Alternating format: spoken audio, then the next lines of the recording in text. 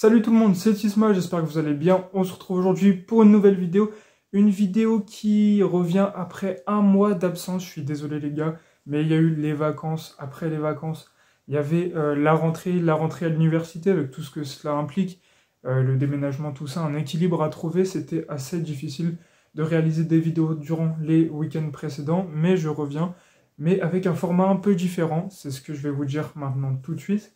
Alors, ce sera plus une vidéo tous les dimanches comme il y a eu depuis 2020, si je dis pas de bêtises, oui, depuis avril 2020.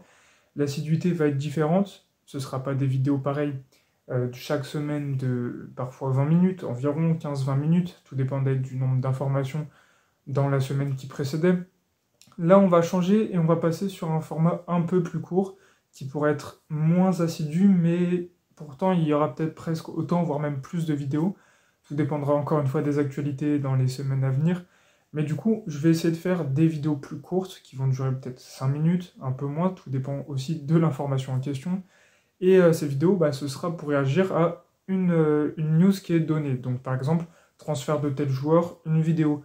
Par exemple, match, débrief de la vidéo, mais une vidéo qui parle seulement du transfert, qui parle seulement du débrief, qui parle seulement d'un investissement, je ne sais pas, de chaque petite information qui risque de venir. Donc ce sera plus forcément un JT de sport comme j'ai envie de le présenter, de présenter mes vidéos qui étaient là jusqu'à présent. Donc c'était une vidéo, un journal télévisé, vous comprenez l'image, vous comprenez ce que je veux dire, c'était une vidéo de 20 minutes qui était assez complète, qui reprenait toutes les informations. Là on va passer sur quelque chose de peut-être un peu moins journalistique, de quelque chose qui ressemble un peu plus à un talk show, avec tout simplement des petites discussions moins formelles, je sais pas vraiment comment dire ça, mais vous aurez compris, des vidéos de 5 minutes qui parlent d'une seule information et qui se répéteront peut-être plusieurs fois par semaine, des fois une seule fois par semaine pour le match, tout ça, enfin bref, ça va être compliqué. Et si je change justement ce format, c'est parce que avec justement la rentrée universitaire et tout, la charge de travail augmente, les week-ends je suis beaucoup plus pris, et ça me prend du temps de faire les vidéos, de les préparer, de faire le montage aussi un petit peu, la miniature. Ça me prend assez de temps quand même, mais ça va être compliqué d'allier justement les devoirs et ces longues vidéos. C'est pourquoi ce sont des vidéos qui sont moins exigeantes en montage, qui sont moins exigeantes pardon, en tant qu'elles vont me prendre. Donc c'est pour ça que je vais partir sur un format plus court, pas forcément plus régulier, mais pourquoi pas plus nombreux comme je l'expliquais.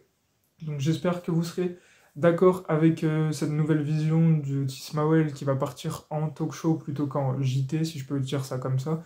Donc j'espère que ça vous plaira en tout cas, mais on va essayer de continuer sur une belle lancée et on va partir dès à présent sur l'information de la vidéo qui commence à dater un petit peu. Je ne vais pas revenir sur tout le mercato, je ne vais pas revenir sur le début de saison excellent de l'Olympique Lyonnais qui nous met à la première place, mais je vais revenir dans cette vidéo sur un transfert dont j'avais envie de parler, et c'est parti justement pour la vidéo. Alors cette nouvelle saison sur ma chaîne commence avec, comme je viens de le dire, un transfert, celui de Mathieu Patouillet à Al Hilal.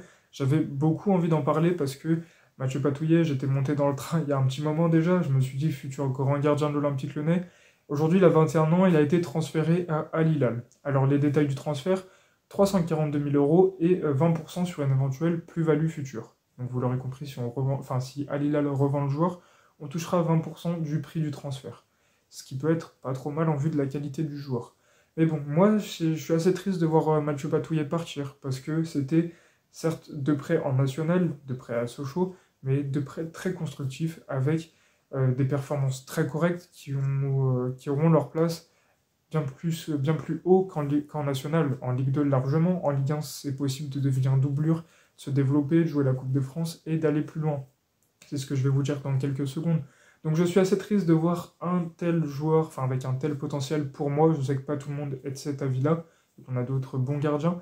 Ça me fait du mal de le voir partir et de quitter un peu notre vue globale sur le football occidental, le football européen, et de partir sur un championnat tel que l'Arabie Saoudite. C'est compliqué de dire non à un salaire comme ça, c'est vrai, surtout à cet âge-là, à 21 ans, et de ne pas avoir un background assez important en Europe pour prétendre à un très gros salaire en Europe.